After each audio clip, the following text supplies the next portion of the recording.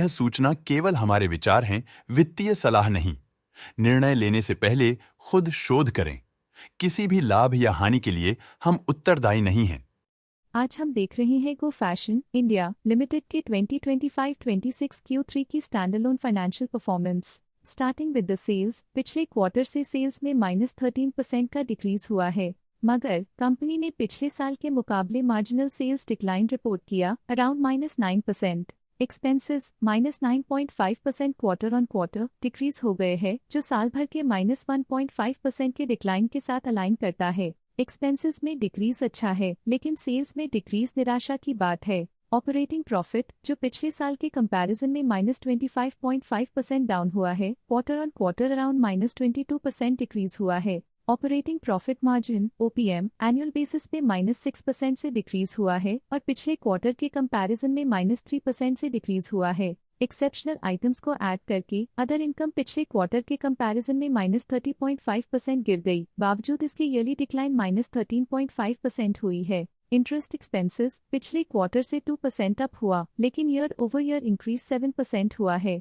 Depreciation cost में 6% का climb देखने को मिला और ईयरली बेसिस पे 9.5% का इंक्रीज देखा गया। Profit before tax annually -69% decrease हुआ, लेकिन प्रोसीडिंग क्वार्टर से -66% डिक्रीज हुआ है। इस साल कंपनी ने 24.5% टैक्स पे किया और क्वार्टरली कंपनी ने 28% टैक्स पे किया है। नेट प्रॉफिट ने ईयर ऑन ईयर -70.5% का डिक्लाइन दिखाया, लेकिन लास्ट क्वार्टर से -67% का कंट्रैक्शन हुआ है। इस क्वार्टर के दौरान कंपनी का परफॉर्मेंस इतना अच्छा नहीं रहा।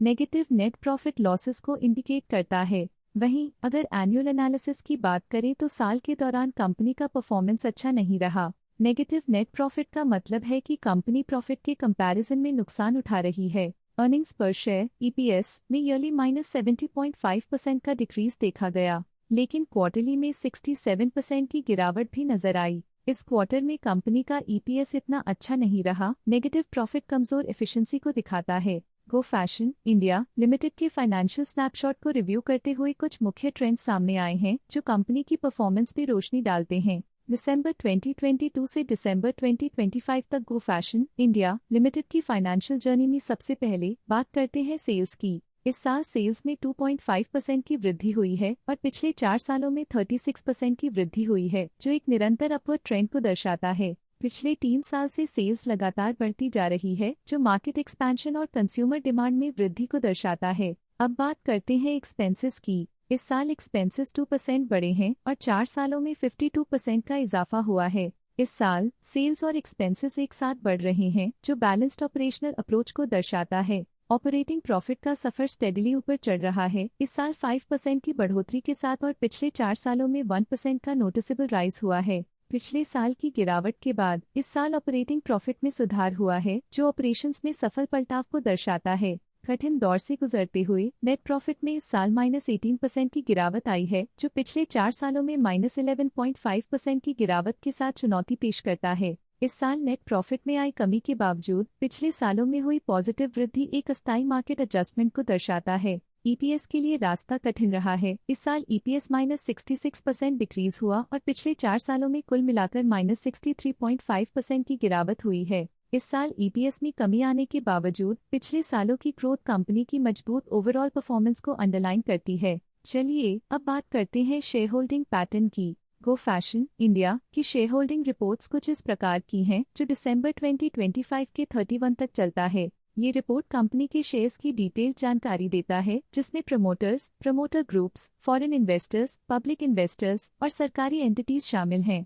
पब्लिक द्वारा हेल्ड शेयर्स का परसेंटेज 3.6% से इंक्रीज होकर 2025 के दिसंबर में 6.87% तक का इंक्रीज से देखा गया। ये चेंजेस स्टेट है कि पब्लिक की इन्वेस्टमेंट कंपनी में क्वार्टर टू क्वार्टर इंक्रीज हुई है। जब कंपनी के शेयर्स का अधिकतम हिस्सा प्रमोटर्स, FII, DII या गवर्नमेंट के पास होता है, तब ये माना जाता है कि कंपनी मजबूत हाथों में है, जो स्थिरता और मजबूत समर्थन को दर्शाता है और इस मार्केट की स्थिरता बनी रहती है। डोमेस्टिक इंस्टीट्यूशनल इन्वेस्टर की शेयर होल्डिंग में थोड़ा डिक्रीज आया 2025 के से 2025 के दिसंबर में, जो दिखाता है कि डोमेस्टिक इंस्टीट्यूशंस ने अपने स्टेक को -2.17 से डिक्रीज किया है। फॉरेन इंस्टीट्यूशनल इन्वेस्टर्स की शेयर होल्डिंग में थोड़ा डिक्रीज आया 2025 के से 2025 के दिसंबर में, जो दिखाता है कि फॉरेन इंस्टीट्यूशंस ने अपने स्टेक को क्वार्टर टू क्वार्टर -1.1 से डिक्रीज किया है, जिसे पता चलता है कि उन्होंने अपनी इन्वेस्टमेंट्स को पुल बैक किया है।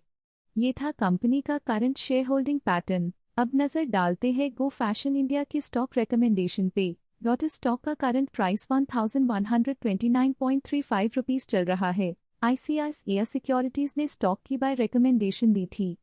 उन्होंने स्टॉक का टारगेट प्राइस 850 का अनुमान लगाया था। रिकमेंडेशन के समय स्टॉक का प्राइस 625.35 चल रहा था, जो करंट प्राइस से 51.2% डाउन है। मोतीलाल ओसवाल ने स्टॉक की बाय रिकमेंडेशन दी थी।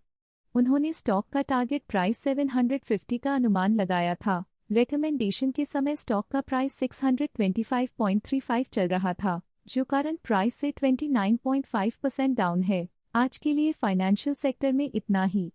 देखने के लिए धन्यवाद।